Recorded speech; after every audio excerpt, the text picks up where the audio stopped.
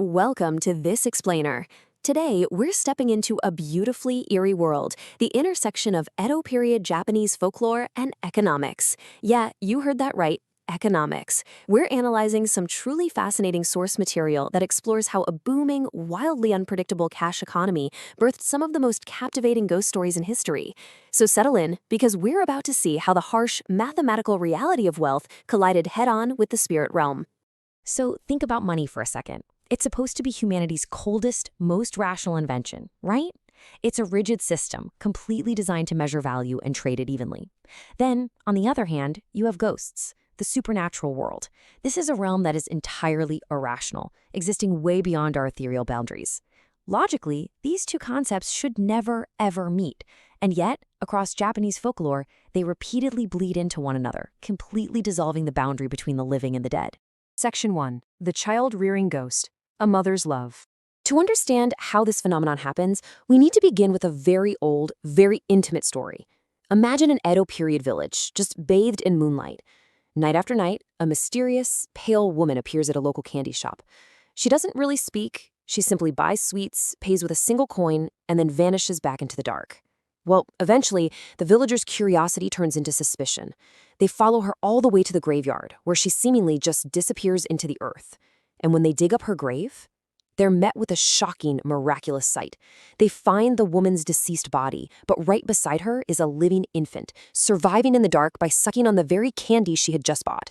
Now, the real twist here is the specific coin she used to buy that candy. It was a roku dosen. This is a coin placed in a coffin alongside the dead, and it serves as a literal toll for the deceased to pay for their journey into the afterlife. By all the laws of nature and religion, this currency belonged entirely and strictly to the realm of the dead. And that right there brilliantly illustrates our first major takeaway. A mother's love turned a coin for the dead into payment for the living. You see, in this deeply emotional folklore, money wasn't an instrument of greed. Instead, it became a bridge. It proves that the boundary between the living and the dead just wasn't sealed shut. If love demanded it, even the cold, hard currency of the afterlife could be used to sustain a fragile living breath. Section 2. Spirits of Unpredictable Wealth. Fortunes Made and Lost. But of course, love isn't the only force that drives money, is it? We're pivoting now from the quiet tragedy of the graveyard to the chaotic, totally unpredictable nature of sudden fortune. Take the strange tale of a man named Josuke. Step 1, at dawn, he hears this booming sound, literally like thunder rolling from a completely clear sky. Step 2, morning comes, he rushes outside and finds a fresh hole in the ground. And step 3, inside that hole, he discovers a kanedama. Now, according to the lore, this isn't some heavy chest of gold coins. It's a glowing, egg-shaped jewel. It's basically a floating will-o'-the-wisp spirit of wealth. Josuke takes this small, glowing orb into his home, and gradually, inexplicably, he grows incredibly rich. The rule was surprisingly simple. If a kanedama enters your house, fortune follows. But if it decides to leave, ruin follows right behind it. Then you have this even more elusive spirit, the zenigami. This literally translates to coin god. It's a bodiless spirit that floats through the air as translucent, scattering cash. Just imagine it, greedy men, totally desperate for wealth, drawing their swords and violently slashing at these floating coins in the air. But they can only watch the cash scatter. It is literally impossible to gather because the spirit itself has no physical body to hold on to. Fortune in this world simply cannot be forcefully grasped or controlled by violence. Which naturally brings us to a really pivotal question.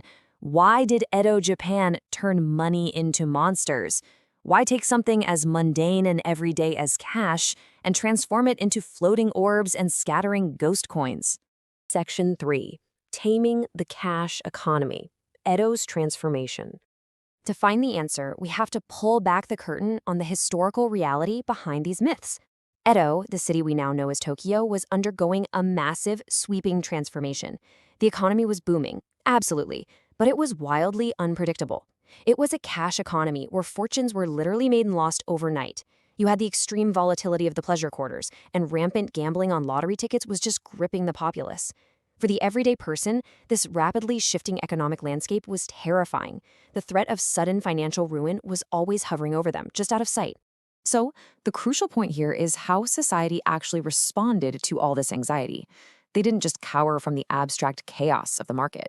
Instead, society gave that economic chaos a face, a mischievous, funny, slightly absurd yokai face.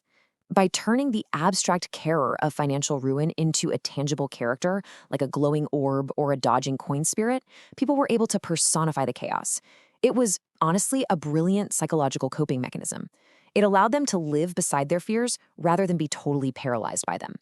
Our source material summarizes this entire phenomenon so profoundly. Even money, the coldest of systems, was folded into that warmth. The instinct here was to take what frightens them and turn it into a character they could coexist with. They took the harsh, highly rational system of currency, and they domesticated it, bringing it right into the warm, deeply human fold of storytelling and myth. Which leaves us with a lingering, maybe even slightly eerie thought to end on today.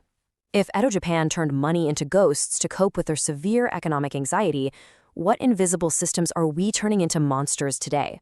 As you let that question settle, I want you to think about the unseen forces driving our modern world and the stories we tell ourselves just to survive them.